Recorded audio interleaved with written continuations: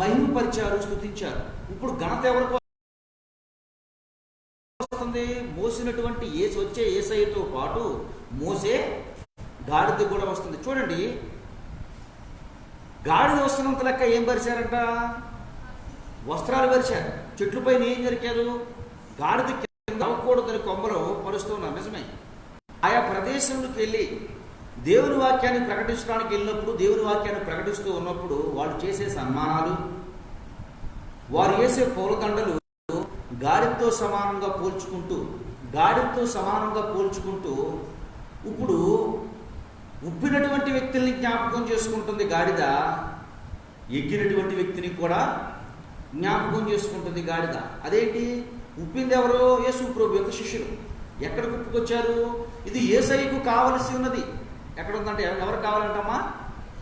యేసయ్యకు కావలసి ఉన్నది. ఇంకో మాటలో చెప్పండి, అంతకుముందు ఆ గాడిదకి ఏమి లేదు.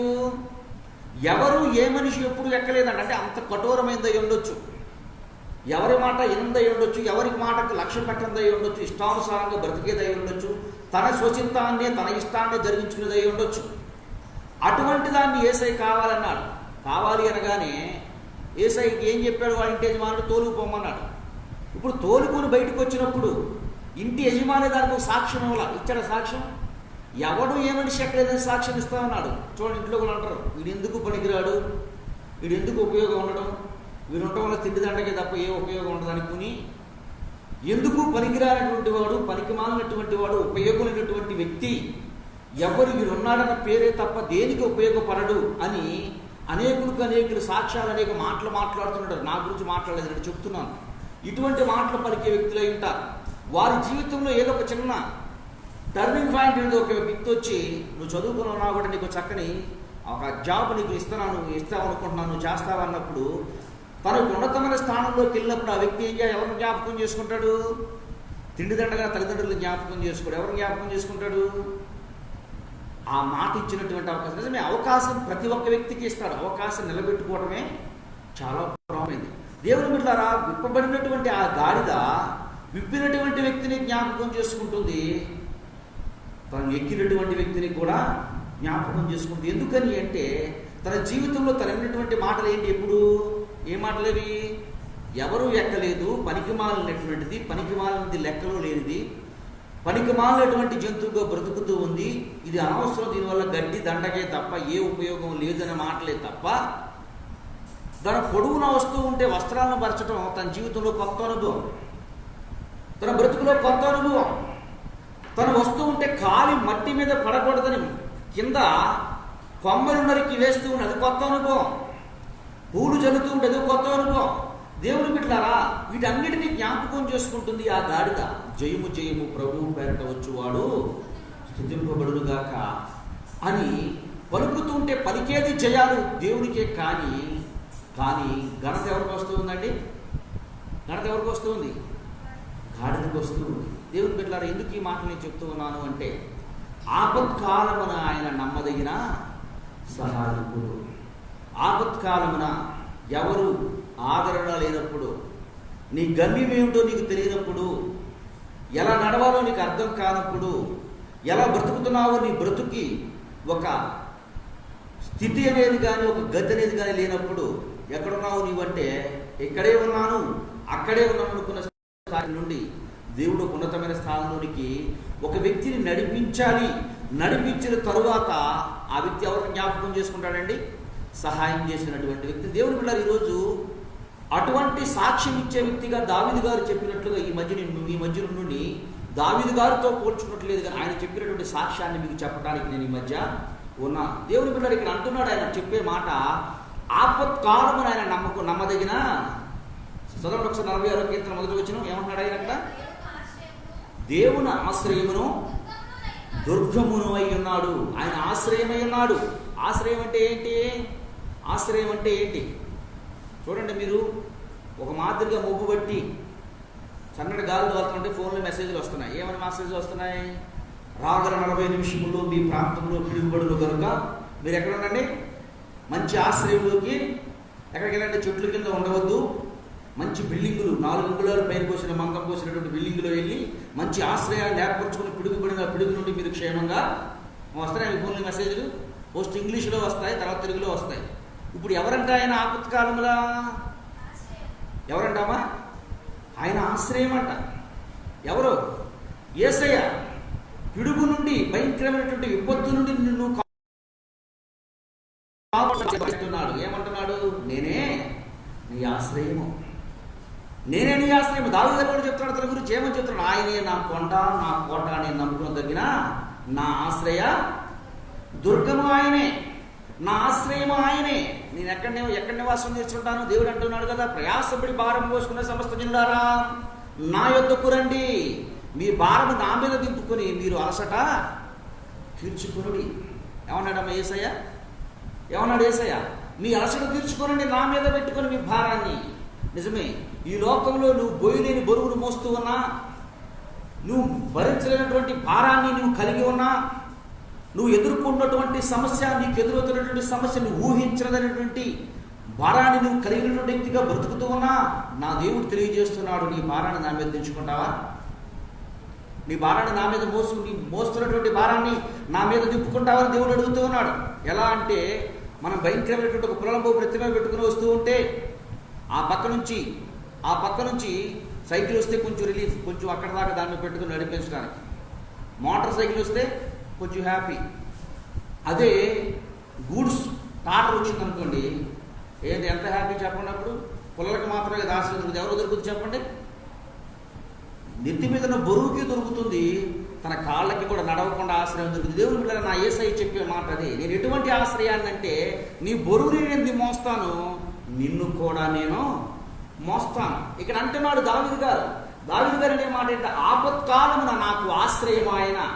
కష్టం వచ్చినా, కన్నీటిలో ఉన్నా, బాధలో ఉన్నా, రోగంలో ఉన్నా, ఇబ్బందుల్లో ఉన్నా, సమస్యల్లో ఉన్నా, నిన్ను లోకం మొత్తము నీవన్నవారందరూ నిన్ను చీకొట్టి నీవు పనికిరానటువంటి వ్యక్తివి అన్న యేసయ్య గాడిదని ఏ విధంగా అయితే ఉపయోగించుకున్నాడో నా దేవుడు తెలియజేస్తూ ఉన్నాడు. నీకు నిజమైన ఆశ్రయాన్ని నేను చూపించబోతున్నాను, నిజమైన ఆశ్రయాన్ని మీకు ఇవ్వబోతున్నాను. ఆదరణ లేనటువంటి వారులారా నా దగ్గరకు రండి, ఆదరణ లేనటువంటి వ్యక్తులారా మీరు నా దగ్గరకు రండి, మిమ్మల్ని నేను ఆదరించడానికి నేను పిలుస్తూ ఉన్నాను. భారాన్ని మోస్తాను, నిన్ను మోస్తాను, నీ సమస్యలు నేను మోస్తాను. దేవుని బిడ్డలారా, ఇక్కడ చూడండి, ఈయన చెప్పేటువంటి మాట, ఈయన చెప్తున్నటువంటి మాట ఎందుకని దావీదు గారు ఆ మాట నిజంగా తనకు ఆశ్రయం లేదు. ఇంట్లో సౌలు గారు వచ్చినప్పుడు తనకు ఇంట్లో ఆశ్రయం లేదు, ఎక్కడ గొర్రెల దగ్గర ఉన్నారు. అటువంటి ఆయనను ఆయన ఆశ్రయంగా తీసుకున్నాడు. కనుకనే ఆయన అంటున్నాడు, ఆయన నా ఆశ్రయము. తర్వాత ఏమన్నాడమ్మా ఆయన? ఆపత్కాలములలో ఆయన నమ్మదగిన సహాయకుడు. ఆపత్కాలములలో నమ్మదగినటువంటి సహాయకుడు. కొంతమంది అంటారు, నీకు ఏదైనా అవసరమైతే నా దగ్గరికి రామంటాడు. నీకు ఏదైనా అవసరమైతే ఎప్పుడంటారు చెప్పండి ఈ మాట? చుట్టూ జనం ఉండి ఆయన ఒక విఐపి స్థాయిలో మన మధ్యకు వచ్చి, అమ్మ అంతే కదా, చుట్టూ జనం ఉండి ఒక విఐపి స్థాయిలో మన మధ్యకు వచ్చి వాళ్ళ ముందు వీళ్ళ పేరు చెప్పుకుంటే, నీకు ఏదైనా అవసరమైతే ఇప్పుడైనా నన్ను కలు అంటారు. తీరా అవసరానికి కలమన్నాడు కదా, వెళ్తే ఏం చేస్తారు చెప్పండి? ఏం చేస్తారు? నాకు ఒక దినమందు నేను జాబ్ చేయడానికి నాకు గవర్నమెంట్ ఎంప్లాయీ సిగ్నేచర్ అవసరమైంది. నిజం చెప్తున్నాను. ఎంతోమంది నేను నీకు తోడుగా ఉన్నావు, నీకెందుకు, నీకు ఏదైనా అవసరమైతే, అప్పుడు కబడ్డీ ఆడేటప్పుడటువంటి సమయంలో బాగా ఆడుతున్నావు, నీకు ఏదైనా నా ప్రోత్సాహం కావాలంటే నీకు అందిస్తాను, ఏ ప్రాబ్లం లేదు, నువ్వు తోడుగా ఉంటానని చెప్పినటువంటి వ్యక్తుల దగ్గరికి, ఏ వ్యక్తి దగ్గరికి వెళ్ళిన వ్యక్తి ఏమనేవాడంటే, ఇప్పుడే చాలామందికి పెట్టాను, నెక్స్ట్ టైం చూద్దాం. ఇంకొక వ్యక్తి, నేను స్వచ్ఛంద సేవా సంస్థను స్టార్ట్ చేసి చిన్న కార్యక్రమాలు చేస్తూ ఉంటే ఆ వ్యక్తి చుట్టూ జనం ఉంటే చెప్పాడు, జాబ్ చేస్తున్నటువంటి వ్యక్తి, నన్ను కూడా దీంట్లో భాగస్వామిని చేయమన్నాడు. సరే భాగస్వామిని చేయమన్నాడు కదా, ఫోన్ చేసాం. ఏంటి మరి పరిస్థితి ఇట్లా అన్నారు కదా, నెక్స్ట్ మేము ఇది చేసుకున్నాం, డిస్ట్రిబ్యూట్ చేద్దాం అనుకున్నాం, ఏంటి పరిస్థితి అంటే, ఈ మంత్ కాదు నెక్స్ట్ మంత్ చూద్దాం అన్నాడు. సరే నెక్స్ట్ మంత్ ఫోన్ చేశాను. ఒక 2 months దాకా కొంచెం బిజీగా ఉన్నాడు. ఎందుకు? ఏ మాటలయ్యి? పోస్కోలు మాటలు, పోరంబోకులు మాటలు, పనికిరానటువంటి మాటలు. కానీ యేసయ్య అనేవాడు కాదు. ఆపత్కాలంలో నీకు ఏదైతే కొదువుగా ఉందో, నీకు ఏదైతే అవసరతలో ఉన్నావో, ఏ పరిస్థితుల మధ్య నీవు సంచరిస్తూ ఉన్నావో, యేసయ్య నిన్ను వదిలిపెట్టేవాడు కాదు, వదిలిపెట్టేటువంటి వాడు కాదు. బహుశా నీవు ఆయన మాట తోసేసి వెళ్ళిన ఆయన నిన్ను తోసివేయవాడు కాదు. పేతురు అంటూ ఉంటాడు, పేతురు అంటే ప్రభా నీ కొరకు నా ప్రాణం పెడతానన్నాడు. ఏం చేశాడు ఆయన? మాట తప్పేశాడు. చూడండి, అదే పేతురు యేసు ప్రభు అక్కడ 5 రొట్టెలు 2 చేపలు పనిచేసి మీరు ముందు పడవ మీద వెళ్ళిపోండి, వెనకాల వస్తానని చెప్పాడు. ముందు మీరు పడవ మీద వెళ్ళిపోండి, నేను వెనకాల వచ్చి మిమ్మల్ని కలుసుకుంటానని చెప్పాడు. సరే, వీళ్ళు పడవ మీద 3 జాములు ప్రయాణం చేశారు. పడవ నడిపించారు. ఇక వల్ల పడట్లేదు. 4వ జాములతో ఆయనే సముద్రం మీద బడికి నడిచి వస్తూ ఉన్నాడు. నడిచి వస్తూ ఉంటే ఆయన చూసి శిష్యులందరూ పోతామని కేకలేశారు. యేసు ప్రభు అన్నాడు, నేనే భయపడకుడి అన్నాడు. ఇప్పుడు పేతురు అన్నాడు, ప్రభువా నీవే అయితే నడవటానికి నాకు కూడా నడవటానికి నాకు కూడా అవకాశం ఇవ్వమన్నాడు. అవకాశం ఇచ్చాడా లేదా? అవకాశం ఇచ్చాడు. కానీ పేతురు ఏమయ్యాడు? అంత దూరము చూసి ఏమయ్యాడంట? మునగసాగాడు. దేవుని చూసిన బైబిల్లో ఉంది, గాలిని చూసి భయపడ్డాడు. భయపడి మునగసాగిన దేవుని వాక్యం తెలియజేస్తుంది. మునగసాగినటువంటి వ్యక్తిని యేసు ప్రభు ఏం చేశాడు? చేయి పట్టుకుని పైకి లేవనెత్తాడు. అర్థమవుతుందమ్మా నా మాట? ఆయన ఆశ్రయము ఎటువంటి ఆశ్రయం అంటే నీ బరువును తీస్తాడు, నిన్ను మోసే ఆశ్రయం ఆయన. 2, ఆపత్కాలమున అనేకులు సహకారుల్లో ఉంటాము, సహాయం చేస్తాము, నీకు మేము తోడుగా ఉన్నాం, మీకు అండగా ఉన్నాం, ఏ భయం లేదు, అవసరమైతే నన్ను వచ్చి కలుసుకోవచ్చు, నీకు ఏది కావాలంటే ఇస్తానన్నటువంటి వ్యక్తులు లేటు ఫిరాయించేస్తారు. ఆ సమయం వచ్చినప్పుడు, ఆ టైం వచ్చినప్పుడు ఇక నీకేమి చేయలేమని చెప్తారు. కానీ యేసు ప్రభువును ఆశ్రయించినటువంటి వ్యక్తిని ఏం చేస్తాడు? యేసయ్య చేయి వదిలిపెట్టాడు, చేయి విడిచిపెట్టాడు. ఆయన ఎక్కడ చేయి పెట్టినటువంటి భయంకరమైనటువంటి నిప్పులు గుండా ఉన్నారు షడ్రక్ మెషక్ అబేద్నెగోలు. చేయి వదిలిపెట్టాడా? చేయి వదిలిపెట్టలేదు. సింహాల బోన్లోకి వెళ్ళిపోయాడు దానియేలు. చేయి వదిలిపెట్టాడా? చేయి వదిలిపెట్టలేదు. ఆయన ఆపత్కాలంలో ఆయన మాత్రమే రాగలడు అక్కడికి. నిప్పుల గుండంలోకి ఎవరైనా రాగలరా? నిప్పుల గుండంలోకి ఎవరైనా రాగలరా? మండుచున్నటువంటి నిప్పుల గుండం 7 అంతలు వేశారంట.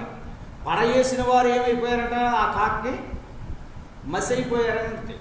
కానీ వారిలో ఏమవలేదు. అక్కడికి రాగలిగినటువంటి వ్యక్తి ఎవరు? యేసయ్య మాత్రమే. యేసయ్య మాత్రమే రాగలడు. చూడండి, మొన్న మా అమ్మాయి ఫోన్ తల కింద పెట్టి తలగడ కింద పెట్టి మర్చిపోయి ఫోన్ పోయింది అంటుంది. కనపట్టలేదు నాన్న అంటుంది. వచ్చి మా చిన్న అమ్మాయి, నాన్న ఫోన్ రింగ్ ఇవ్వండి, ఫోన్ చేయి. ఏమవుతుంది? ఫోన్ చేస్తే ఏమవుద్ది? టింగ్ టింగ్ ఫోన్ ఇక్కడ దొరికిందన్నారు. చూడండి, నేను ఎందుకు చెప్తున్నానంటే ఎందుకు చెప్తున్నాను ఈ మాట అంటే, ఎక్కడ మన కన్ను వెళ్ళలేకపోతుంది అక్కడికి, మన జ్ఞాపకం మన బుర్ర వెళ్ళలేకపోతుంది అక్కడికి. కానీ ఏం వెళ్ళింది? ఈ నెట్వర్క్, ఆ నెట్వర్క్ అటాచ్మెంట్ అయ్యి ఏమైంది? నేను ఇక్కడ ఉన్నానని తెలియవచ్చింది. నిజంగా దేవుడితో అటాచ్మెంట్ ఆ విధంగా నీలో ఉంటుందా? నీ బ్రతుకులో దేవుడికి అటువంటి అటాచ్మెంట్ కలిగి ఉన్నావా? నువ్వు కనపడనటువంటి స్థితిలో నువ్వు ఉన్నావు. ఎవరు కనపట్టలేదు. నీ చేతిలో నిత్యం ఉండే నీ జీవితము, నిత్యం నువ్వు తీసుకునే నిర్ణయాలు, నీవు నిత్యము నీ స్థాయిలో నువ్వేదో ఆలోచనలు ఒకానొక కొన్ని సమయంలో నీకు కనబడవు. ఎందుకంటే నీ చేతిలోనే ఉండేది నిత్యం. పెట్టి మర్చిపోతావు, నిర్లక్ష్యం. అటువంటి పరిస్థితుల్లో నువ్వెక్కడున్నావో నిన్ను నీకు గుర్తు చేయాలంటే ఎవరి దగ్గర రావాలి? నువ్వు అప్పుడు సేమ్ అదే స్వభావం లేనటువంటి వ్యక్తితో రావాలి. మరుగుపరచడం ఎవరికి ఘనత అంట? మరుగుపరచడం దేవునికి ఘనత. కొన్నిసార్లు మరుగైపోయిన దాన్ని తిరిగి కనుగొనాలంటే ఏం చేయాలి? నువ్వు అదే విషయాన్ని తోడు చూగలిగినటువంటి ఇద్దరు. అర్థమవుతుందమ్మా నా మాట? మీకు అర్థమవుతుందా? అర్థమవుతుందా?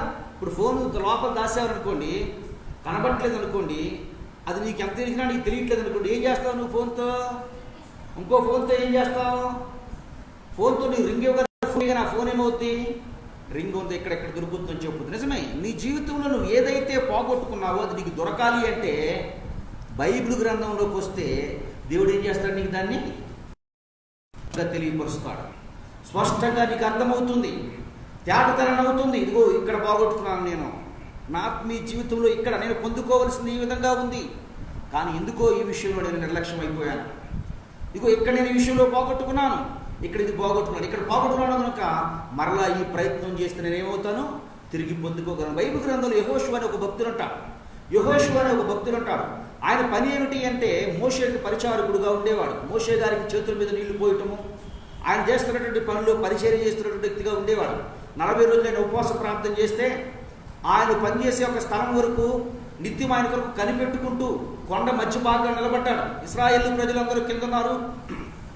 అలాగే ఆ ఉన్నటువంటి పెద్దలు, ఇశ్రాయేలు గోత్రం ఉన్నటువంటి పెద్దలు కింద కూర్చున్నారు, ఆయన మధ్యలో ఉన్నాడు. అటువంటి పరిచర్య చేసే వ్యక్తి ఎప్పుడు ఏ పని చేయాలి అన్నా దేవుని అనుమతితో దేవుని సన్నిధిలో ప్రార్థన చేసి వచ్చిన కార్యక్రమాలు మొదలుపెట్టేవారు. దేవుడు ఒకనొక దినమందు హాయి అనే ఒక చిన్న పురం ఉంటుంది. కేవలము 3000 జనాభా కలిగినటువంటి పురము. అంతకుముందు ఒక గొప్ప పట్టణాన్ని వాళ్ళు సంహారం చేస్తారు. ఎరుకోనే పట్టణాన్ని యుద్ధము కత్తి దూయకుండా, ఏ వ్యక్తిని కత్తితో పొడవకుండా, ఎవరితో భయంకరమైన పరిస్థితి చేయకుండా గోడలను దేవుణ్ణి స్తుతించి మాత్రమే గోడలు కూల్చినటువంటి యుద్ధాన్ని చేశారు. ప్రతి విషయంలో నేను ఎక్కడికి వెళ్ళాలి, ఎలా వెళ్ళాలని అడిగేటువంటి వ్యక్తి చిన్న చిన్న విషయమే కదా, కొద్ది విషయమే కదా, ఈ విషయంలో కొంచెం లేట్ చేస్తే ఏమవుతుందిలే అని చెప్పి చిన్న నిర్లక్ష్యం వహించాడు. ఏంటి ఆ నిర్లక్ష్యం అంటే, ప్రార్థన చేయకుండా చూస్తానికి కొంచెమే ఉంది కదా అని చెప్పి పంపించాడు. ఎప్పుడు వీరున్నారు అంటే భయపడిపోయే జనాంగము, వీరు బయలుదేరారు అంటే పేరు. ఇప్పుడు ఈ నిర్లక్ష్యాన్ని బట్టి వీరి మీదకి వచ్చి జయించి వీరి యొక్క పట్టణాన్ని, వీళ్ళు ఉన్నటువంటి కొంతమంది 36 మందిని హతం చేస్తారు. అప్పుడు ఆయన వెళ్ళి తల మీద ధూళి పోసుకొని కింద కూర్చొని ఏడుస్తూ ఉంటాడు. ప్రభా, మాకు అనేక విజయాలు ఇచ్చావు, అనేక విజయాలను మేము పొందుకున్నాము, మరి ఎందుకో ఈ నిర్లక్ష్యం, ఎందుకో ప్రభా, మరి ఎందుకో ఈ విషయంలో మేము ఓడిపోయామని అడిగితే దేవుడు చెప్తాడు, ఇప్పుడు షార్ప్గా ఉండే నీవు ఏదో నిర్లక్ష్యం ఇంట్లో ఉంది అని అంటే ఏంటి ఆ నిర్లక్ష్యము? దేవునితో కనెక్షను చిన్న విషయంలో కట్ అయిపోవడం. దేవుని బిడ్డలారా, ఎప్పుడు ప్రార్థన చేసేవాడు 3 మార్లు ప్రార్థన, 3 సార్లు 7 సార్లు స్తుతి, 3 మార్లు ప్రార్థన చేసేవాడు. ఎవరో గుర్తండి బైబిల్లో మీకు? ఆయన పేరు దావీదు గారు. యుద్ధం జరుగుతూ ఉంటే ఈయన ఏం చేశాడంటే ఉతుకొచ్చి నిద్రపోయాడు. చేయవలసినటువంటి పని చేయక చిన్న నిర్లక్ష్యము, చూడకూడదన్నట్టు చూపించింది. ఎప్పుడు తలంచడం జరిగింది. చేయకూడనటువంటి పాపం చేశాడు. ఆ పాపాన్ని కప్పుకోవడానికి అనేక ప్రయత్నాలు చేశాడు. చిన్న నిర్లక్ష్యం ఒక మనిషిని ప్రాణం తీసే స్థాయికి వెళ్ళిపోయింది. దేవుని బిడ్డలారా, నీ నా జీవితంలో, నీ నా బ్రతుకుల్లో కూడా అంతే. దేవుని వారిని ఒక భక్తుడు చెప్తున్నాడు, ఆవగిన విశ్వాసాన్ని కలిగి ఉంటే నువ్వేం చేస్తావు? ఎంత భయంకరమైనటువంటి పడవేస్తావు. ఆవగింత సిరిపాపం అంటే ఉన్నా, ఆవగింత నిర్లక్ష్యాన్ని వదిలించే వ్యక్తిగా నీ బ్రతుకుతూ ఉన్నా నీ ప్రార్థనకు జవాబు రాదు. ఏమన్నాడు యేసయ్య? ఆవగింత విశ్వాసాన్ని కలిగి ఉన్న వ్యక్తి అయితే కొండను చూసి నడు సముద్రంలో పడవేయబడును గాక అంటే, ఆ కొండ ఏమవుతుందంటే నడు సముద్రంలో పడవేయబడుతుంది. అదే ఆవగింత నిర్లక్ష్యం వహించే వ్యక్తిగా ఉన్నా, ఆవగింత సిరుపాపానికి అవకాశం ఇచ్చే వ్యక్తిగా నీవు బ్రతుకుతూ ఉన్నా నీ ప్రార్థనకి ఏమి రాదు? జవాబు రాదు. అందుకంత అంతకింత ఎన్నో విజయాలు సాధించవచ్చు, ఎంతో గొప్ప విజయాలు ఉండొచ్చు. కానీ దేవుని వాక్యం తెలియజేస్తున్న చిన్న నిర్లక్ష్యము దేవుడిచ్చు ఆశీర్వాదాన్ని దూరం చేసే వ్యక్తిగా నిన్ను దేవుడు నువ్వు కుదుర్చుకునే వ్యక్తి కాబట్టి దేవుని వాక్యం తెలియజేస్తుంది. ఈయన అంటూ ఉన్నాడు, ఏమనంటూ ఉన్నాడంటే, ఆపత్కాలం ఆయన నమ్మదగిన సహాయకుడు. ఆపత్కాలంలో ఆయనను ఆశ్రయిస్తే ఆయన సహాయం చేయకుండా ఉండేవాడు కాదు. ఆపత్కాలం గురించి కొన్ని సంగతులు చెప్తున్నాడు. దావీదు గారి జీవితంలో ఎదురైనటువంటి విషయాల గురించి ఎవరి గురించే మాట్లాడట్లేదు, దేవదేవుని గురించే మాట్లాడుతున్నాడు. ఆ సంగతులను మీకు తెలియజేస్తాను. చూడండి ఒకసారి 9వ అధ్యాయంలో 9వ వచనంలో ఏమంటున్నాడు ఆయన? మొట్టమొదటి ఆపత్కాలంలో ఆయన ఎటువంటి వాడంట? మంచి సహాయకుడు. ఆపత్కాలంలో సహాయం చేయటానికి అనేకులు నిధియొచ్చు, కానీ యేసయ్య, నీవు నేను నమ్ముకున్నటువంటి యేసయ్య, నేను ప్రకటిస్తున్నటువంటి యేసయ్య ముందుండి నీకు సహకరించి సహాయం చేసిన ఉన్నతమైన స్థానం నిలబెట్టువాడు. 2వ అంశం 9వ అధ్యాయం 9వ వచనం కీర్తన గ్రంథము. అమ్మా చదువు నా మైక్లో అవతలు చదువు. నలిగిన వారికి తాను మహాదుర్గముగును, ఆపత్కాలములలో మహాదుర్గము. ఏమంటాడంట మన ఆపత్కాలంలో ఆయన? దుర్గము అంటే ఏంటి అమ్మా? దుర్గం అంటే అర్థం ఏంటి? కొండ. దావీదు గారు అంటాడు, ఒకనొకరు కొండల తట్టు నా కన్నులు ఎత్తుచున్నాను, ఆశ్రయం కొండల వైపు నుంచి రాలేదు నాకు. ఎవరి వైపు నుంచి వచ్చిందంట? యెహోవా వలనే నాకు సహాయం వచ్చును. చూడండి, మనం కూడా ఉంటారు. ఎవరు బట్టి ధైర్యం అంటే ఎవరిని బట్టి ధైర్యం? మా అత్తగారింటిని బట్టి, మా పుట్టింటిని బట్టి, మా ఆస్తుని బట్టి, మా కులమును బట్టి, మా ధనమును బట్టి. ధనం ఉందమన్నా ఒక ఫేస్బుక్లో పోస్ట్ వచ్చింది, వాట్సాప్లో ఒక పోస్ట్ వచ్చింది, చాలా ఆశ్చర్యం అనిపించింది. ఏప్రిల్ మే నెల మాసంలో భయంకరమైన సెకండ్ వేవ్ కరోనా, ఊపిరి పీల్చుకోవడానికి చచ్చిపోతున్నారని ఒక మెసేజ్ వచ్చింది. ఈరోజు నిజమైన కోటేశ్వరుడు ఎవరో తెలుసా అని మెసేజ్ పెట్టాడు. ఎవర్రా అని చూస్తే ఆస్తులు ఉన్నోడు కాదు, బాడీలో ఇమ్యూనిటీ పవర్ ఉన్నోడు అన్నాడు. అర్థమేంటి ఆ మాటకి? ఆ మాటకు అర్థం ఏంటి? కోట్లు ఉన్నోడు కోటేశ్వరుడు కాదు, ఒంట్లో నిండా రోగ నిరోధక శక్తి ఉన్నోడు నిజమైనటువంటి కోటేశ్వరుడు అన్నాడు. ఏమైంది? కోట్లు అక్కడ పని చేయలేదు. కోట్లు పని చేశాయా? కోట్లు పని చేయలేదు. ఏం పని చేసిందండి? ఒంటిలో ఉన్న రోగ నిరోధక శక్తి పనిచేసింది. ఇమ్యూనిటీ పవర్ ఉన్న నిజమైన కోటేశ్వరుడు. ఇమ్యూనిటీ పవర్ ఎవరు ఇవ్వాలి? యాడ నుంచి వస్తుంది అది? రోగ నిరోధక శక్తి యాడ నుంచి వస్తుందండి? యాడ నుంచి వస్తుంది? పుట్టగొడుగుల్లో ఉందా? చికిల్లో ఉందా? ఉంటే ఉండొచ్చు, కానీ ఆ పవర్ దేవదేవుడు. దేవుడికి స్తోత్రం. ఆ స్థితి ఇచ్చినటువంటి వాడు ఎవరు? దేవుడు. దేవుడు బిడ్డలు ఇక్కడ అంటూ ఉన్నాడు. చెప్పే మాట ఏంటి అంటే, ఏమన్నాడు ఈయన? ఆపత్కాలమైన మహాదుర్గము ఆయనే నా కొండ. ఎట్టున్నాడు? కొండలా ఉన్నాడంట ఆయన. ఆపత్కాలం వచ్చినప్పుడు అక్కడేమో సహాయం చేసేవాడు ఉన్నాడు యేసయ్య. ఇక్కడ ఆపత్కాలం వచ్చినప్పుడు కొండగా ఉన్నాడంట. కొంతమంది ఉంటారు కులాన్ని బట్టి గొప్పగా పొగుడుతూ ఉంటారు. చూడండి, అంటే నేను ఏదో చెప్తే విషయం ఏరేగా చెప్పే మాటలని కాదు. ఇదే కులంలో ఉన్నటువంటి వ్యక్తులు, ఒకే కులాన్ని గురించి అతిగా కూడుకునేటువంటి వ్యక్తులు, వీరు పేదవాడైతే ఆ పెద్దవాడు పట్టించుకుంటాడా? పొరపాటును కూడా దగ్గరికి రాని. ఇప్పుడు వీళ్ళ స్టాటస్, వీళ్ళ స్థాయిని చూసుకుంటారు. కొంతమంది దానికి పడి ఎడుతుంటారు. దేనికి పడి ఎడుతుంటారు? కులము, ధనము, బలము. కులము, ధనము, బలము. ఈయన దేని చూస్తున్నాడంటే, ఈయన నేను కొండ వైపు చూడట్లేదయ్యా, కొండలాంటి నీ వైపు చూస్తున్నా ప్రభువా. ఎవరి వైపు చూస్తున్నాడంట ఆయన? యేసయ్య వైపు చూస్తున్నాడంట. యేసయ్యని నమ్ముకున్నాడంట. అందుకే చెప్తున్నాడు, ఆపత్కాలమైన మహాదుర్గమై ఉన్నాడు, ఆపత్కాలమైన సహాయకుడై ఉన్నాడు. ఇక్కడ ఆపత్కాలం నేను ఎలా ఉన్నాడు అంటే, ఈయన మహా దుర్గమై ఉన్నాడు. భయంకరమైనటువంటి, నాకు స్థిరమైనటువంటి పునాది ఉంది, స్టాండర్డ్ అయినటువంటి పునాది ఉంది అంటారు. చూసారు ఎప్పుడన్నా? నేను దీనికి స్లాబ్ పోయాలి, ఏం చేయాలి, ఎంత అవుతుంది అడిగాను. వచ్చి అన్నాడు, తిట్టడు కొట్టి ఈ పిల్లర్స్ పని చేయమన్నాడు. ఎందుకనంటే బేస్ మట్టం ఏం లేదంటే ఈ పిల్లర్ దగ్గర, దీని దగ్గర ఏం లేదంట, ఏం లేదు, స్టామినా లేదు. అదే నేను ఒక 2 అడుగులు పిల్లర్ పోసాను అనుకోండి, ఆయన ఏమంటాడు, ఈ పిల్లర్ స్లాబ్ మొత్తాన్ని పనిచేస్తున్నాడు, 10 స్లాబ్లు పోసుకోవచ్చు అన్నాడు. అంటే ఏముంటుంది కింద? ఫౌండేషను, పిల్లరు స్టాండర్డ్గా ఉంది, దుర్గం స్టాండర్డ్గా ఉంది, కొండ గట్టిగా ఉంది. ఈ కొండ మీద ఎన్ని అంతస్తులు కట్టుకున్నా ఏమవుదో చెక్కు చెదరు. దేవుని బిడ్డలారా, నువ్వు ఏమి సాధించాలన్నా, ఏమి పొందుకోవాలన్నా, ఎంత ఎత్తు ఎదగాలి అన్నా, ఎంత ఎత్తులో నిలబడాలి అన్నా నీకు పిల్లరగా ఆయన ఉంటాడని దావీదు గారు తెలియజేస్తూ ఉన్నాడు. ఆపత్కాలంలో ఆయన మహాదుర్గమై ఉన్నాడు, ఆపత్కాలంలో ఆయన సహాయకుడై ఉన్నాడు. 3వ విషయాన్ని, ఎందుకంటే ఒకే దారి అడిగితే సమయం అయిపోద్ది. 3వ విషయం కూడా చూసుకుందాం. 18వ అధ్యాయం 18వ వచనం, కీర్తన గ్రంథం 18వ అధ్యాయం 18వ వచనం. ఆపత్కాలమందు వారు నా మీదికి రాగా యెహోవా నన్ను ఆదుకొనెను. దేవునికి స్తోత్రం. ఏం చేస్తారండి ఆపత్కాలం ముందు? మన కరోనా సమయంలో స్టేట్ గవర్నమెంట్ వారు, కేంద్ర గవర్నమెంట్ ఆదుకున్నారు. ఎట్లా ఆదుకున్నారు చెప్పండి? ఎట్లా ఆదుకున్నారమ్మా? నెలసరికి 2 సార్లు రేషన్ పోసి ఆదుకున్నాం అంటారు. ఎంతమంది రేషన్ చెప్పండి? నెలకు 2 సార్లు. ఆపత్కాలం అండి ఇది. భయంకరమైన పరిస్థితులు ఉన్నాయి. ఈ భయంకరమైన పరిస్థితుల్లో ప్రజలు బయటికి వెళ్ళి వ్యవసాయం చేసి లేదా ఆ పనులు చేసి బ్రతకడం చాలా కష్టంగా ఉంది. కనుక ఏం చేద్దాం? మనమే వారిని ఆదుకోవాలి. ఏం చేద్దాం? వారికి బియ్యం అయితే ఇచ్చారు. రాజకీయం గురించి మాట్లాడలేదు, బియ్యం అయితే ఇచ్చారు. మరి దాంట్లో కూరగాయలు, నూనె, ఇంకా ఏం కావాలి? ఆదుకున్నారు. ఈ లోకంలో ఆదుకునుట ఎంత మాత్రం అంటే అరాకొర ఆదుకునుట. యేసయ్య దగ్గరికి వచ్చారండి. 3 రోజుల నుంచి మాటలు వింటున్నారు. వారికి ఆకలేసింది, యేసయ్యకు వారిని ఆదుకోవాలనిపించింది. ఏం చేశాడంట? ఒక్కొక్కళ్ళకి కడుపు నిండా తృప్తిగా భోజనం పెట్టి పంపించాడు.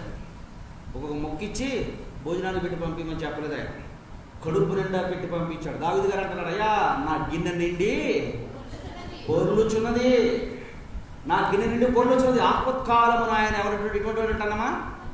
నమ్మకుదగిన ఎవరైనా సహాయకుడు. ఆపత్కాలమున నమ్మకుదగినటువంటి సహాయకుడు 1. 2 మార్గదర్శి. 3 ఎవరు? ఆదుకునివాడు. ఆపత్కాలంలో ఏం చేస్తాడు ఆయన? ఆదుకుంటాడు. ఆపత్కాలంలో ఆదుకుంటాడు. నీవు నన్ను తెలుసుకున్నటువంటి దేవుడు, నీకు నాకు పరిచయమైనటువంటి దేవుడు, నిన్ను నన్ను పిలిచినటువంటి దేవుడు ఆపత్కాలంలో ఆదుకుంటాడు. ఎట్లా ఆదుకుంటాడు? దావీదు గారు అడిగితే దావీదు గారు నాకు ఇన్ని నిండి పొర్లు పోచుందని చెప్తున్నాడు. ఎట్లా ఆదుకుంటారని యేసు ప్రభు దగ్గర శిష్యులను అడుగుతూ ఉంటే ఆయన చెప్తారు, అయ్యా మేము ఇంటి దగ్గర నుంచి వదిలిపెట్టి వచ్చేసామని వాళ్ళందరికీ భోజనాలు పెట్టి పంపించి మా ఇంటికి ఒక్కోళ్ళకి ఎన్ని పంపించాడు ఆయన? ఎన్ని పంపించాడు? చూడండి దేవుని బిడ్డలారా, దేవుని పని చేసిన వారి ఆశీర్వాదం ఎలా ఉంటుందో ఇక్కడ ఒక్క విషయం మనకు అర్థమైతే చాలు. ఎట్లా ఉంటుంది అంటే అర్థమవుతుందని, ఎట్లా ఉంటుందని అర్థమవుతుంది అని అంటే, అక్కడ తిన్నవారు మాత్రమే వెళ్ళిపోయారు. తిన్నవారు 1 లేదా 2 లేదా 1 రొట్టె లేదా 10 రొట్టెలు తిన్నారు. కానీ పని చేసిన వారికి ఎన్ని ఇచ్చాడు దేవుడు? బుట్ట. 10 రోజులకి ఎన్ని ఇచ్చారమ్మా? ఎన్ని గంపలు మిగిలి చెప్తాడు దేవుని వాక్యంలో? 12 గంపలు. పంచిపెట్టింది ఎంతమంది? 12 మంది. పంచిపెట్టే ముందు నాకు దగ్గర పంచిపెట్టుకుంటా, ప్రభా ఈ 2 ముక్కలన్నా నాకు ఉంచవా, ఈ 2 రొట్టెలన్నా ఉంచవా, అసలే మా పెద్ద పొట్టలో ఇంకో 2 ముక్కలన్నా ఉంచవా ప్రభా అని కొనుక్కొని ఉంటే పరిస్థితి ఎలా ఉండేదో. కానీ నిజం చెప్తాను, దేవుని పని చేసే ఏ వ్యక్తి జీవితంలోనైనా బ్రతుకులోనైనా దేవుడు ఎలా ఉంచుతాడు చెప్పండి? వారిని అడుక్కునేవారిగా ఉంచడు. అడుక్కునేవారిగా, అడుక్కు తినేవారిగా ఉంచడు. అందుకే దేవుని వాక్యం, సింహం పిల్లలను లేమగలిగిన తను ఆశ్రయించి వారికి ఏ మేలు కొదువై ఉండదు. ఏ మేలు కొదువై ఉండదు. ఆయన పని చేసే వ్యక్తులలో, ఆయన నమ్ముకున్నటువంటి వ్యక్తుల్లో ఆయన పనిలో ఏ పని చేసే వ్యక్తికైనా ఆయన ఏం చేయడు? సింహం పిల్లలు ఊరిని గాండ్రించి ఊళ్ళని కారు అదుపులో పెట్టుకునే వ్యక్తి జీవితంలోనైనా లోటు ఉంటుందేమో తప్ప దేవుని పని చేసే వ్యక్తి జీవితంలో ఏ లోటు ఉండదు. దేవునికి స్తోత్రం. మరి ఈ విషయం గురించి నేను ఒక చిన్న మాట చెప్తానే. ఎందుకనంటే ఎవరు బాప్తీసం అన్నా, ఎవరు నీళ్ళు వచ్చి ఎవరు చేసేవాళ్ళు పని? నేను పాస్టర్ గారు అనబెట్టదు. కానీ బద్రికి నిన్న ఫోన్ చేశా. బద్రి పని చేయమని కాదు పాప నేను చేసింది. ఏమని చెప్పానంటే, అయ్యా రేపు పొద్దున్న వెంకటేశ్వరి బాప్తీసం రెడీ అవుతుందా అన్న. రెడీ అవుతుంది అయ్యగారు అన్నాడు. మరి ఎందుకని అన్నాడు. నాకు ఒకళ్ళు రెడీ అవుతుందంటే తొట్టికి అడగాలి కదా అన్నా. నేను చెప్పలేదు ఆ మాట. కడగమంటారా అన్నాడు. నేను ఈ సంఘం నా సంఘమేనా అనిపించింది నాకు. నిజం చెప్తున్నాను, ఈ సంఘం నా సంఘమేనా, నేను కమలాపురంలోనే ఉన్నానా అనిపించింది. ఎందుకని? ఇక్కడ ఏ పని చేసినా ఎవరు చేయాలి? పాస్టర్ గారే చేయాలి. మిగతా వారందరూ ఏంటి? ఎవరు? వారు యజమానులు, వీరు దాసులు. ఎవరు? పాస్టర్ గారు ఎవరు? దాసులు, వారు యజమానులు. ఏ సమయానికి వస్తారు? ఆఖరి భోజనాలు పెట్టాల్సి వచ్చిన ఎప్పుడు వస్తారండి? భోజనాలు వండాల్సి వచ్చిన ఏ టైంకి వస్తారు? ఎప్పుడు వస్తారు? మీకు వస్తారు. నిజంగా దేవుడు వారిని, వారి కుటుంబాన్ని దీవించి ఆశీర్వదించుగాక. నేనన్నా బ్లీచింగ్ కూడా వేసాను. ఎట్లా అడిగిన వచ్చి చూస్తే నీట్గా ఉంది. దేవుడు వారిని దీవించుగాక. ఇప్పుడు చెప్తున్నాను, ఆయన పనిచేసే వ్యక్తికి ఆలోచించకుండా పనిచేశారు. ఎవరాళ్ళు? 12 మంది శిష్యులు ఆలోచించకుండా. మరి వీరితో పాటు వాళ్ళతో పాటు వీళ్ళు కూడా 3 రోజులు ఉన్నారు కదండి ఆయన దగ్గర. ఇప్పుడు వచ్చిన వారు ఆకలి అంటున్నారని తెలుసు. ఈ పక్కనున్న ఆయన తెలియదా ఈయన ఎంత ఆకలితో ఉన్నాడు, ఈయన కుటుంబం ఎలా ఉందో? కానీ యేసయ్య ఏం చేస్తాడంటే వెయిట్ చేస్తాడు. ఏం జరుగుతుందని ఎదురు చూస్తాడు. ఎలా జరుగుతుందని వెయిట్ చేస్తాడు. ఏం చేస్తారు, ఎప్పటి వరకు చూస్తారు అని నిరీక్షణతో. వీళ్ళు నిరీక్షణ కలిగి ఉంటారా, లేకపోతే తొందరపాటు తత్వాన్ని కలిగి ఉంటారా? ఒక ముక్క మంచుకుంటే ఎక్కడో కానీ ఒకరి దగ్గర భోజనానికి లేనండి నేను. మరి అంత కక్కుర్తాను ఏంటో నాకు తెలియదు. కానీ ఒక పక్క పెడతా ఉన్నారు, పెట్టేవాడు ఒక పక్క తింటా ఉన్నాడు. తినేవాడు తినగలరా చెప్పండి? పెడతా ఉన్నారు, తింటా ఉన్నారు. నేనన్నా ఏంటి అదే తింటే ఆకలి అవుతుంది నా పొద్దు నుంచి. మరి ఆకలితో కూర్చోవచ్చు కదరా బాబు నువ్వు అని అంటే, ఇక్కడ ఒక వాట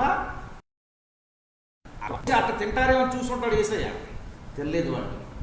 పుష్టిగా వరకు పెట్టిన తర్వాత చెప్పాడు, ఇంకో 12 అంపల నిండా మొక్కలు మిగిలి మొక్కలు తీసుకుని ఇంటికి వెళ్ళమని చెప్పాడు. నిజమే, నేను చేసేది చాలా చిన్న సేవ. ఏ సేవకుడికి ఎదురెళ్ళా, ఏ పాస్టర్ని ఏడిపించలా, ఇది నా సంఘం అని చెప్పి ఎక్కడికి నేను ఇచ్చేది. ఇక్కడ నేను వచ్చినప్పుడు ఎవరు ఆరాధన లేదు, మొత్తం నిర్మానుష్యంగా ఉంది, ఖాళీగా ఉంది. ఇక్కడ ఆరాధన చేద్దామని మొదలుపెట్టి తర్వాత కొన్ని సంఘాలు వచ్చినా వెళ్ళిపోయేవాడు, చూడు నాకు అనవసరం. రెండోసారికి వెళ్ళి చాలామంది రమ్మని చెప్పారు, మా దగ్గర రండి మా దగ్గర రండి మా దగ్గర రండి అని. ఎక్కడికి వెళ్ళలేదు. నేను ఇదే ప్రభువుని ఆశ్రయించాను. నేను చెప్తాను, నా గిన్నె నిండి పొరుతుందో లేదు మా ఇంటికి వచ్చి చూడండి వాళ్ళ. దేవునికి స్తోత్రం. నేను జాబ్ చేసేటప్పుడు నా జీతం వచ్చిన దానికంటే గొప్పగా దేవుడు నన్ను ఆశీర్వదించాడు, నా కుటుంబాన్ని దీవించాడు. దేవునికి స్తోత్రం. ఏ రోజుకి ఏం కావాలో, ఎప్పుడు ఏది కావాలో ఎవరికి తెలీదు, మనిషికి తెలిస్తే. ఉదాహరణ చెప్తున్నాను, నాకు ఏ జీతాలు లేవు, బహుశా అనుకోవచ్చు అన్నం నిజమే కావాల్సిన నన్ను అట్లా అన్న వాళ్ళతోనే చెప్పా. అదేంటి వాళ్ళకి ఒక డబ్బులు కట్ట దొరికిందని అందుకే ఆర్డర్ ఉన్నాడన్న. ఎవరు చెప్పారు నీకు ఆ మాట? మా మీద పుట్టినారు. మరి నా మీద ఆ మాట పుట్టింటి బాబా అన్న. ఏమని చెప్పారు? మా అన్నయ్యకి ఏమైంది, మా అన్నయ్యకి నెలకు 60,000 జీతం వస్తుంది అని చెప్పారు కదా. వాళ్ళతో నేనన్నాను, వాళ్ళకి పెద్ద ఊరు వెళ్తూ ఉంటేనంట మధ్యలో ఎవరితో డబ్బులు కట్ట పడిపోయిందంట బ్యాగు, ఆ బ్యాగ్ ఎలా దొరికిందంట. నేను ఏంటి మా బావ అంత మాట అన్నాడా? డబ్బులు దొరికినాయంట. ఎవరన్నారు అన్నాడు. వచ్చి అన్నారు, ఏ డబ్బులు దొరికినాయి అన్నారంట. ఏంటన్నాడు, మరి నాకు 60,000 వస్తాయన్నారు కదా. నేను ఎప్పుడు అన్నాను అన్నాడు. నేను ఎప్పుడు అన్నాను అన్నా. వాళ్ళు ఇటు రుజువు తీసుకొచ్చి నేను ఇటు రుజువు తీసుకునేంత. దేవుని బిడ్డలారా, గాలి మాటలై. ఏం మాటలయ్యి అంటే దెబ్బ తరిగే వరకు ఏం తెలియదు, ఆ దెబ్బకున్నటువంటి బాధ తెలియదు. నేను చెప్తున్నాను, ఈరోజు ప్రస్తుత పరిస్థితులు, ఈరోజు ఈ క్షణం వరకు ఉన్నాము అంటే నేను ఎవరిని ఆశ్రయించట్లేదు, ఎప్పుడు డబ్బుకు ఆశపడలేదు. కానీ దేవుడు ఏం చేస్తున్నాడు, గిన్నె నిండి పొర్లేతట్టు చేస్తున్నాడు. ఇక్కడ అంటున్నాడు, ఆపత్కాలం ఆయన ఏం చేస్తాడంటే ఆయన ఆదుకును. మనుషులు ఆదుకుంటే ఏం చేస్తారు? మా ఊళ్ళో ఉన్నారులేండి, మా వాళ్ళే, బయట వాళ్ళు కాదు. ఆ పాస్టర్ గారు పిచ్చి ఏదో అంటాడు, మా కనీసం 100 రూపాయలని అయిపోతుందని బతకటం కాస్త. ఎప్పుడైనా మిమ్మల్ని కానుక అడిగానా? అడగను. ఎందుకంటే నన్ను పిలిచిన వానికి నాకు తెలుసు నన్ను ఎలా పోషించాలో, ఆయనకు తెలుసు ఎలా బ్రతికించాలో. ఎప్పుడు ఎవరిని అడగటం నాకు తెలియదు. ఇది ఇంత అని చెప్పడం నాకు తెలియదు, ఇంత అని మాట్లాడలేదు. నేను ఒకే తీర్మానాన్ని కలిగి ఉన్నాను, అదే తీర్మానం బ్రతుకున్నాను. ఎందుకంటే మనుషులు నడుక్కోవటం అడుక్కునేవాడి లక్షణము, దేవుని నడుక్కోవటం ఎవరి లక్షణం? అది దేవుని బిడ్డ లక్షణం. నా బిడ్డలు ఉన్నారు, నాన్న రేపు స్కూల్ ఫీజు కట్టాలి, ఇప్పుడు వాళ్ళు అడుక్కోవటం అంటారా? అదేమంటారు వాళ్ళని? హక్కుదారుడు. నేను ఎవరిని అడుక్కోవాలి? ఇప్పుడు నేను ఎవరిని అడగాలి?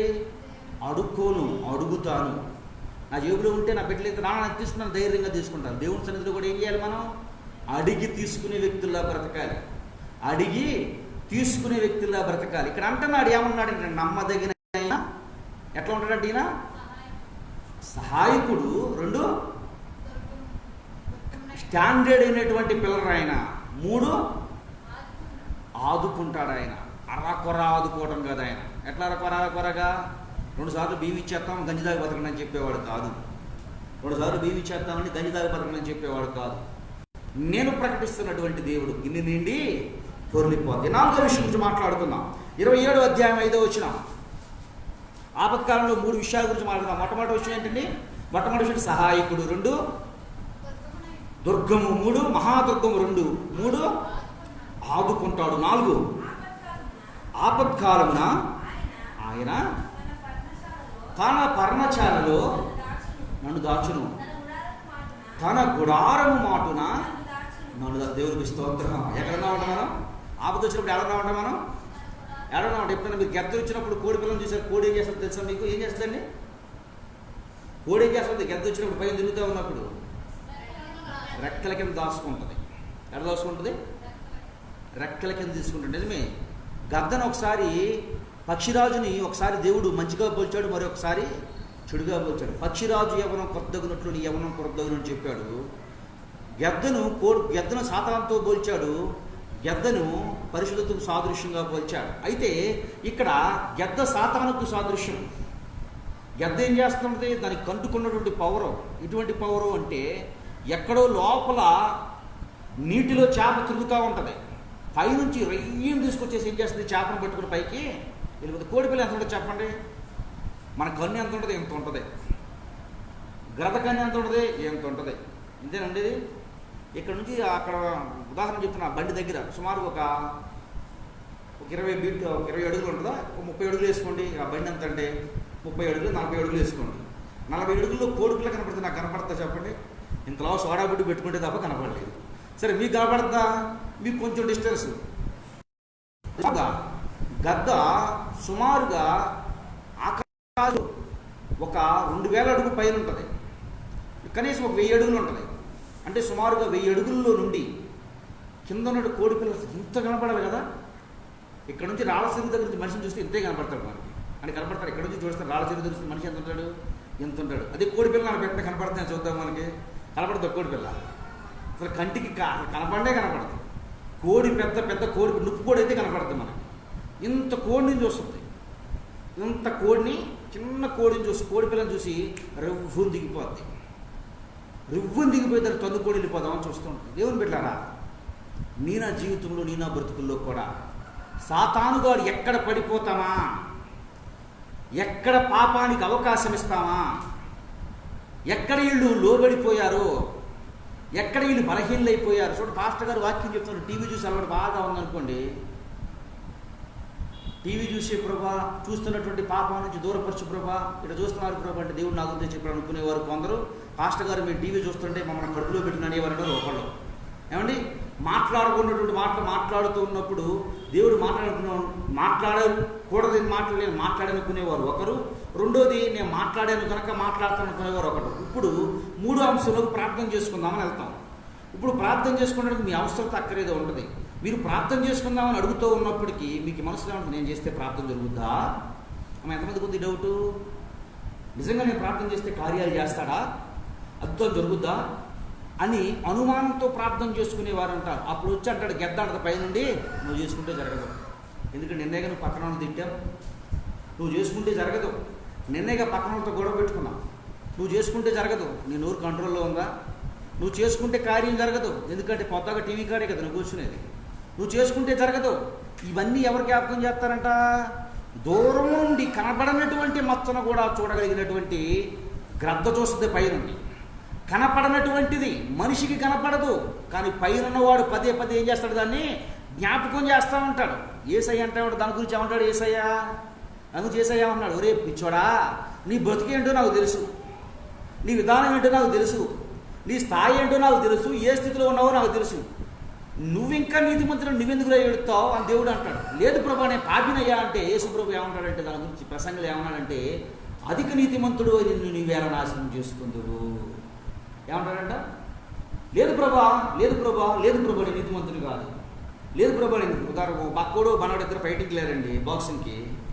పక్కన అంటున్నాడు, కోచ్ అరే బాబు, ఆడి మీద నువ్వు ఫైటింగ్కి వెళ్ళలేవురా, వాడి మీద ఫైటింగ్కి వెళ్తే వాడు నిన్ను మనిషి దాంట్లో కూర్చోబెడతాడు, నువ్వు వెళ్ళలేవురా బాబు అంటున్నాడు. ఈయన అంటాడు, లేదు లేదు నేను వెళ్తాను. ఇద్దరు ఊరు వెళ్ళలేవురా నువ్వు అంటే, లేదు నేను వెళ్తాను. అరే వెళ్ళలేవురా బాబు, నేను వెళ్తాను. ఇప్పుడు వెళ్ళమన్నాడు. ఏం చేస్తాడు ఇప్పుడు? వెళ్ళమన్నాడు. మీరు తెలుసా, జంబో బ్రదర్స్ అని ఉంటారు ఇద్దరు, చైనా వాళ్ళు ఉంటారు, ఇంతలా ఉంటారు, చిన్న గోజు పెట్టుకుని ఉంటారు, ఇంతలా ఉంటారు, బక్కగా కూడా ఉంటారు. మా మైమల్ అంటున్నాడు, అడి మీద ఇద్దరిని పంపించామనుకోండి, ఏం చేస్తారు చెప్పండి? మనిషి కూర్చోబెడతాడు. నువ్వు పాపివురా నాయన, నీ స్థితి అంతా నాకు తెలుసురా అంటే, లేదు ప్రభు నేను పాపి. అరే నువ్వు పాపివురా తెలుసురా అని దేవుడు అంటున్నాడు. నీ గురించే కదా నేను వచ్చిందని దేవుడు అన్నాడు. లేదు ప్రభు నేను పాపిని అన్నాడు. ఒరే నాయన, నేను పాపను కాదురా అంటే, లేదు ప్రభు నేను పాపిని అన్నాడు. అయితే నువ్వు నీతిమంతుడు అవరా అంటాడు దేవుడు. నువ్వు నీతిమంతుడు అవరా అంటాడు. ఎట్లా నీతిమంతుడు అవుతాడు? ఏ మనిషికి కూడా నీతిమంతుడు. అందుకే దేవుడు వాక్యం తెలియజేస్తుంది, నీ స్థితి ఏంటో, నీ గతి ఏంటో, నీ బ్రతుకేంటో నీ తెలిసినటువంటి నీవు చేయలేని పని నేను చేస్తానికి వచ్చాను. నీ కొరకే నేను అవమానపరచబడ్డాను, నీ కొరకే నిందించబడ్డాను, నీ కొరకే వేదన పాలయ్యాను, నీ గురించి నేను వేదన పడ్డాను. నీ స్థితి అంతా నాకు తెలుసు కనుక నువ్వు ప్రత్యేకించి నీ యొక్క గొప్పతనం నాకు చెప్పవలసిన అవసరం లేదు. ఏ గొప్పతనం అది? మంచి కాదు, చెడు. అయితే నువ్వు ఒక విషయం తీసుకో, నీ పక్షం యుద్ధం చేసేవాడని నా వైపుకు నీవు తిరుగు. దేవుని వాక్యం తెలియజేస్తుంది. ఇక్కడ అంటూ ఉన్నాడు, నీ బలహీనతల్లో, నీ శ్రమల్లో, నీ ఇబ్బందుల్లో, నీ కష్టాల్లో ఎక్కడ వదిలిపెడతారంట ఆయన? ఎక్కడ వదిలిపెడతారంటమ్మా? ఎక్కడ వదిలిపెడతారంట? నీ వేదనలో, నీ బలహీనతతో, నీ రోగాల్లో, నీ సమస్యల్లో, నీ ఒంటరితనంతో, నీ వేదనతో ఆదరణ లేనటువంటి నీ బ్రతుకుని, స్థితి సరైనటువంటి పరిస్థితి లేనటువంటి నీ జీవితాన్ని ఎక్కడ వదిలిపెడతారంటే యేసయ్య? చూడండి దాని ఒకసారి దూరం బయటికి. ఎక్కడ వదిలిపెడతారన్నాడు యేసయ్య? ఎక్కడ వదిలిపెడతారు? చూడండి అమ్మా, చదివించింది అదే కదా నిన్ను, మిమ్మల్ని 27వ అధ్యాయం 5వ వచనం. ఆపత్కాలమున తన పర్ణశాలలో నన్ను దాచును, తన గుడారము మాటున నన్ను దాచును. దేవునికి స్తోత్రం. ఏం చేస్తారంటే మన బలహీనతలో ఉండగా, ఇబ్బందుల్లో ఉండగా, రోగాల్లో ఉండగా, శ్రమల్లో ఉండగా, ఆదరణ లేకుండా ఉండగా, ఆదరించేవారు ఎవరు లేనప్పుడు ఉండగా, అందరూ త్రోసివేసే స్థితి మనకు వచ్చినప్పుడు, అందరూ నీ బలహీనతలను చూసి నేను ఎత్తి ఇదిగో నీ బలహీనత నేను ఎత్తి నీకు చూపించేటప్పుడు, నువ్వు సమస్యల్లో ఉన్నప్పుడు నీ సమస్యను పదే పదే నీకు గుర్తు చేసినప్పుడు, నువ్వు ఒంటరితనంతో ఉన్నప్పుడు నీ ఒంటరితనాన్ని గురించి పదే పదే నిన్ను ఏడ్పిస్తూ ఉన్నప్పుడు యేసుప్రభుడు రాయెత్తాడు వచ్చి ఏం చేస్తారంటే ఏసయ్య ఏం చేస్తారంటండి? ఎక్కడ చేస్తారంటే ఏసయ్య తన పర్ణశాలలో తన గుడారము చాటున నిన్ను. గుడారం అంటే మీకు తెలుసండి, ఆర్మీ వాళ్ళ దగ్గర గుడారాలు ఉంటాయి, స్థిరమైన నివాసాలు ఉండవు. యుద్ధానికి వెళ్ళడానికి ముందు తాత్కాలిక నివాసాలు ఉంటాయి, గుడారం వేస్తారు. ఆ పక్కన బలహీనులు రోగులు ఎవరైనా ఉంటే అక్కడే ఆపరేషన్ చేస్తారు, అక్కడే సర్జరీలు చేస్తారు, అక్కడే జరుగుతూ ఉంటాయి. ఆ గుడారం చోట ఎందుకు దాసేది తెలిసే వాళ్ళని ఎందుకు గుడారంలో పెడతారనుకుంటున్నారు? వారికి ఉన్నటువంటి బలహీనతలను మొత్తం వారికి సరి చేయటానికి, సర్జరీలు చేయటానికి, ఇచ్చేయడానికి. దేవుడు కూడా ఎందుకు చేస్తారంటే తన గుడారం ఎందుకు చేస్తారంట మన బలహీనతలను, మన శ్రమలను, మన ఇబ్బందులను విడిపించే వరకు ఆయన చేతుల్లో సురక్షితంగా ఉండటానికి. రోగిని తీసుకెళ్ళి డాక్టర్ ఆడబెడతాడు, ముందు ఏసీ గదుల్లో పెడతాడు, అంతేనా? రోగం తగ్గేవరకు ఆడబెడతాడు, అంతే తప్ప చిచ్చి నీ రోగురా నువ్వు బయట కూర్చోరని చెప్తాడా? ఆడబెడతాడు, ఏసీ గది పెడతాడు. ఏసీ ప్రాణం బహుశా డాక్టర్ చూస్తున్నారు కనుకే. బాగా బలహీన ఊపిరి తెచ్చుకునేవాడికి కూడా ఏం చేస్తాడు? ఏసీ పెట్టి పైన వాడికి సహాయాన్ని అందిస్తాడు. దేవుని బిడ్డలారా, దేవదేవుడు తెలియజేస్తున్నాడు, ఆపత్కాలమున ఆయన ఎక్కడ దాస్తానంటే నన్ను తన పర్ణశాలలో తన గుడారముల్లో నిన్ను దాచును అంటాడు. 4 విషయాలు చెప్పుకున్నా. మొదటి విషయం ఏంటమ్మా? ఆపత్కాలంలో ఎటువంటి వాడైనా సహాయకుడు, ఆపత్కాలంలో ఆయన మహాదుర్గము, ఆపత్కాలంలో ఆయన ఆదుకును, ఆపత్కాలంలో ఆయన 81వ అధ్యాయము 7వ వచనం. ఎలయనగా రాజు యెహోవాయందు నమ్మకించున్నాడు, అతడు కలగకుండా నిలుచును, నీ హస్తము 81:7 నాన్న కీర్తన గ్రంథం 81:7. ఆపత్కాలమందు నీవు మొరపెట్టగా నేను నిన్ను విడిపించుదు. దేవునికి స్తోత్రం. నువ్వు పిలిస్తే ఆయన పలుకుతాడంట. ఏం చేస్తాడు? నీవు పిలిస్తే ఆయన పలుకుతాడంట. ఎప్పుడు పలుకుతాడు ఆయన? జనులందరూ వదిలివేసినప్పుడు, జనులందరూ చేసినప్పుడు, జనులందరూ నిన్ను లక్ష్య పెట్టినప్పుడు, భయంకరమైన విపత్తుల మధ్య నువ్వు సంచరిస్తూ ఉన్నప్పుడు, ఎన్నో సాక్ష్యాలు వింటూ ఉన్నాం కదా, ఎన్నో సాక్ష్యాలు చూస్తూ ఉన్నాం కదా. దేవుడు ఏమంటున్నాడు? ఆపత్కాలం ముందు నాకు మొరపెడితే నేను నీకు ఏం రాలేదంట. అంటే పాస్టర్ గారు ఆపద వచ్చినప్పుడు పిలిస్తే పలుకుతాడండి, ఆపద రాకుండా పిలిస్తే పలకడా అండి? ఏమా ఎవరు పలుకుతాడంట? పాస్టర్ గారు ఆపద వచ్చినప్పుడే పిలిస్తే పలుకుతాడు కనుక ఆపద వచ్చే వరకు మేము ప్రార్థన చేయవండి, ప్రశాంతంగా ఇంట్లో కూర్చుంటాము. ఎప్పుడైతే ఆపద వస్తుందో అప్పుడు మీరు చెప్పిన మాట ప్రకారం ఏం చేస్తాం? మేము ఎప్పుడు ఏం చేస్తాం?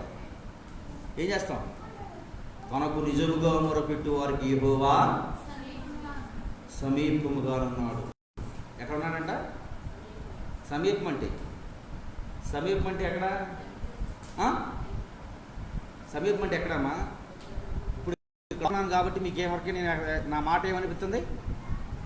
మీరందరూ లోపల ఉన్నారు కాబట్టి నేను మౌత్ లేకుండా ఇప్పుడు మౌత్ ఉంది కనుక ఈ సరౌండింగ్, సుమారుగా ఒక కిలోమీటర్ వరకు మౌత్ ద్వారా ఈ సరౌండింగ్ ఏమవుతుంది? ప్రార్థన జరుగుతుంది అని చెప్పి పక్కన ఉన్న వారందరూ కూడా ఆరాధన రావాలనుకున్న వారందరూ సిద్ధపడి వస్తారు. రైట్. ఇక ఇప్పుడు మౌత్ తీసి మాట్లాడుతున్నా. ఎంతవరకు వినపడుతుంది ఇక్కడ? ఎందుకని? సమీప దూరం ఇదే. ఏ దూరం? ఈ ఇల్లున్నంత వరకే సమీప దూరం. 2 మౌత్ ద్వారా 1/2 కిలోమీటర్ వరకు సమీప దూరం. ఇప్పుడు ఇంటర్నెట్ ద్వారా ఎంతవరకు సమీప దూరం? భూమి మొత్తము సమీప దూరం. ఇప్పుడు క్వశ్చన్లోకి, అసలు విషయంలోకి వద్దాం. ఆపత్కాలం ఆయన మొరపెడితే సమాధానం చెప్తాడని ఉంది. అంటే ఆపద వచ్చినప్పుడే ప్రార్థన చేసుకోవాలా? నిజముగా మొరపెట్టి వారికి యెహోవా అంటే ఎంత దూరంలో ఉన్నాడు ఇప్పుడు చెప్పండి నాకు. ఎంత దూరంలో ఉన్నాడు? పాస్టర్ గారు మీ మాట ఎంతవరకైతే వినపడద్దో, మీరు ఫోన్ వాడకుండా ఉంటే ఇంటి పక్కన ఉన్నటువంటి 4-5 ఇళ్ళ వాళ్ళకి మాత్రం వినపడతారు, ఇంకా 4-5 ఇళ్ళ వారు వస్తారు. మీరు మైక్రోఫోన్ తీసుకొని లేదా తీసుకున్నాడు మాట్లాడితే ఒక 1/2 కిలోమీటర్ సౌండ్ సరౌండింగ్ వరకు ఉంటుంది కదా, వాళ్ళకి అంతవరకు వస్తారు. మీరు మాట్లాడే లైవ్ ద్వారా మాట్లాడితే మీ ప్లేస్కి రాలేరు, కానీ మీరు మాట్లాడుతున్న మాట కనెక్ట్ అయి ఉండటానికి ఆయా ప్లేసుల్లో ఉన్న వారు అందరూ కూడా ఫోన్ దగ్గర కనెక్ట్ అయి ఉంటారు. అర్థమవుతున్న మాట మీకు? ఇప్పుడు నిజముగా మొరపెడితే ఎక్కడున్నాడు? ఎక్కడ సమీపిస్తాడు ఆయన? ఎక్కడ ఉంటాడు? సమీపం అంటే ఏంటి అర్థం? సమీపం అంటే ఏంటి అర్థం? దగ్గర. తనకు నిజముగా మొరపెట్టు వారికి యెహోవా సమీపంగా ఉన్నాడు. సమీపంగా ఉన్నవాడు ప్రార్థన చేసుకుంటూ ఉండగా, ప్రార్థన మొదలుపెడుతూ ఉండగా మీకేమవుతుంది? మీకేమర్థమవుతుంది? టైం అయ్యింది, పాస్టర్ గారు వచ్చారు, ప్రార్థన మొదలైంది, మనం ప్రార్థనలో అటెండ్ అవ్వాలి, అంతే కదా? చూడండి, ఇక్కడ అంటున్నాడు దేవుడు, నువ్వు ఆపత్కాలం ముందు మొరపెడితే ఆయన నీకు దగ్గరికి వస్తాడు. నువ్వు నిజంగా మొరపెడితే నీకు సమీపంగా వస్తాడు. ఇప్పుడు ఆపత్కాలంలో మొరపెడితే వెంటనే జవాబు వస్తుంది. నిజంగా పెడితే నిత్యము దగ్గరగానే ఉంటాడు. ఇక్కడ యేసయ్య చెప్తున్నటువంటి మాట అర్థమవుతున్నామా మీకు అందరికీ? మీకు చెప్పినటువంటి మాటలు 5 మాటలు. ఆపత్కాలముకు సంబంధించినటువంటి సంగతులు, ఇబ్బందులకు సంబంధించినటువంటి సంగతుల గురించి మీతో మాట్లాడదాం. ఆయన సహాయకుడు, ఆయన మహాదుర్గము, ఆయన 3 అద్భుతములు చేయువాడు, 3 ఆదుకునేవాడు, 4 గుడారంలో దాచువాడు, 5 ఎవరు?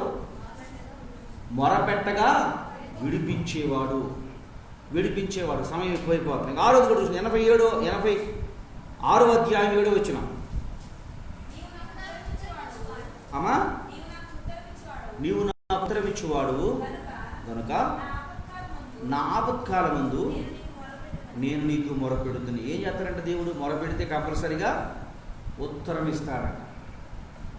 ఇప్పుడు మిమ్మల్ని అడుగుతున్నాను నేను, ఇప్పుడు ఒక మాట అడుగుతున్నాను, దానికి సమాధానం చెప్పండి. 20 సంవత్సరాల నుంచి ప్రార్థన చేసి నెరవేరని ప్రార్థన ఏదైనా ఉందా?